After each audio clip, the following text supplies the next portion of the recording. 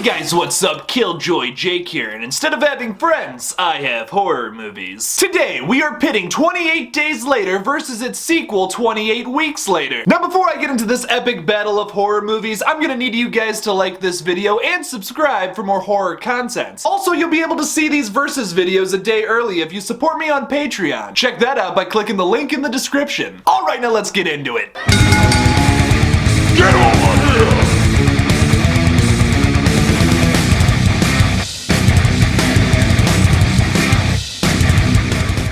So before I start talking about the good, the bad, and the ugly, let's talk a little bit about these films. 28 Days Later is a 2002 British zombie movie written by Alex Garland and directed by Danny Boyle. It's known for its use of running zombies and quick cuts. It's also a really important film to the zombie subgenre because it sparked a huge wave of zombie films during the aughts. And by aughts, I mean the 2000s. That's a fun little term for you. And then 28 Weeks Later is the 2007 sequel to Days, directed by Juan Carlos Fresnadillo, who also co-wrote the film alongside Rowan Jaffe. Oh god, I hope I pronounced those names correctly. There's even been rumors of a third film called 28 Months Later coming out. Danny Boyle, the director of the original film, was thinking about coming back to the series and doing a third and final entry. But that information is for a different video. So with that, let's move into the good. For the good of 28 Days, I would say that running zombies can be horrifying. And this film is living proof of that. Although running zombies completely defy logic, they are still effectively terrifying. And as long as it doesn't look like whatever the hell is going on in World War Z, I'm a fan of it. It makes for absolutely terrifying sequences in this movie that are very entertaining. If you're an adrenaline junkie like myself, that is. Most of the characters are very well written. You get this emotional investment in the characters because they act like a family at one point. They've been brought together through this apocalypse and they're making the best of it. That second act is probably the strongest point of this whole film. And that's why I think it deserves the status of cult classic. I really love its comic book stylization and quick cuts. There's a lot of scenes in this movie that remind me of Sin City, another fantastic movie, and the quick cuts of when the zombies are attacking your protagonists is really intense. It really adds to those terrifying sequences that I was talking about before. And the score is really haunting. Now, if you're watching this film for the first time in 2021, you're probably gonna be like, okay, I've heard this a million times. This was the film that started that build up on the guitars kind of sound that it does so well. And that's why so many other zombie movies have copied it. In my opinion, a horror movie soundtrack is like one of those things that makes or breaks a film. Another good example of a film with a great score is It Follows. Without its score, it's like a 7.5 out of 10 kind of movie. But because it has probably my favorite soundtrack to any horror movie ever, it elevates it to a 10. Soundtracks are so important. One day I would like to do a top 10 list of my favorite horror movie soundtracks, but as of right now, my January is insanely booked, so maybe next month. Moving on to 28 Weeks, the dialogue and characters are written pretty well. The dialogue is written just as well as the original, although there's this one scene where the kids are talking with their dad, and they're talking about, oh, we had to spend a few nights at this refugee camp, there was chemical toilets, it was horrible. And then the boy is like, everything smelled like piss. And the dad just goes,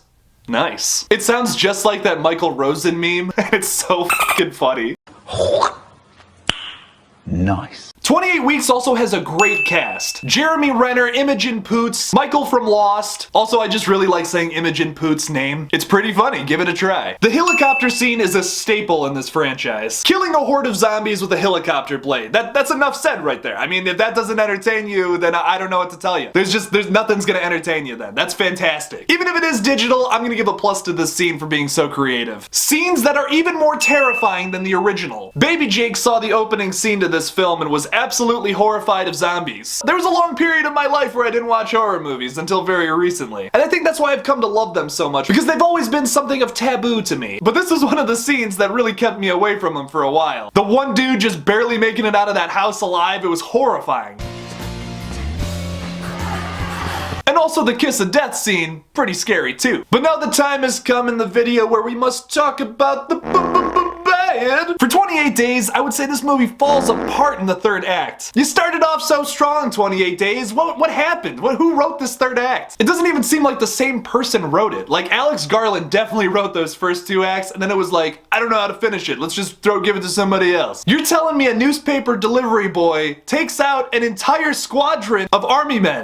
I just don't buy it. I mean, I can only suspend my disbelief so much here. It's just so far-fetched. I just wish they would have went somewhere else with it. Moving on to 28 Weeks, I kind of feel like this is an unnecessary sequel. With that being said, I think 28 Days needs a sequel, but not one where all the zombies die. You kill all of the zombies after your opening sequence, and then you spend the next 50 minutes of your movie bringing them back. It just feels so redundant to me. You could have totally avoided that if the island was still full of zombies. Like maybe they're just trying to repopulate Britain, so like they got a little section of London squared off with like some walls around it or something, and then have a story about the zombies breaking in. I mean, sure, it's stereotypical, but it's better than this redundant mess that we got of a plot. Also, I'm pretty sure that's the plot of a Romero movie, so maybe my idea's not any better. But I still think there are better ways to write this movie. Maybe I'm not the guy to come up with it. This movie is definitely as scary as the original, but there are a lot of scares that don't land. The biggest thing I'm talking about here is when the dad turns into a zombie, he starts following the kids around, and then he pulls a John Wick on him. The kid sees him standing there at one point, Jeremy Renner runs in front of him so he can't see him anymore, he moves, and then the zombie's gone. When did the zombies have personality traits? That was never something that was established in the first film or at any time in this movie. It was trying to be scary, but it just really didn't do it for me. I will say 28 Weeks Later has a much better third act than the original film, but besides that opening sequence, didn't really scare me as much as the original. So am I handing out the Ugly Award? Heck no. Even though there are some bad things about these movies I don't like, they're both fantastic and I would rewatch them. And even though I think that opening sequence in 28 Weeks is probably the scariest thing out of both of these films, I gotta give it to 28 Days. The thing that 28 Weeks is missing is you don't really care about the characters as much as you do in 28 Days. The best part of all of these movies is the second act of that first film. It makes you care about those characters so much and makes you want to suffer through the third act a little more to see if they get out. That's the only reason that whole movie works. But it's good enough to be better than its sequel. Honestly, this was one of the closest ones I have done yet. It was really hard to pick a winner here. Both of these films are really fun to watch, and I thoroughly enjoyed rewatching them this week. But what do you guys think? Is 28 Weeks Later better? Do you just not care for these movies at all and you're just still watching this video for some reason? Maybe you've fallen asleep. I don't know. Leave me something about it in the comments below. Thank you guys so much for watching my video on 28 Days Later versus 28 Weeks Later. Don't forget to like this video and subscribe for more horror content. Don't forget to follow me on Twitter at KilljoyJake1 and on Instagram at Killjoy_Jake. And please consider supporting me on Patreon. It's gonna go a long way and it's gonna help fund my secret project that I got coming up. And as always, don't forget to kill it out there, y'all.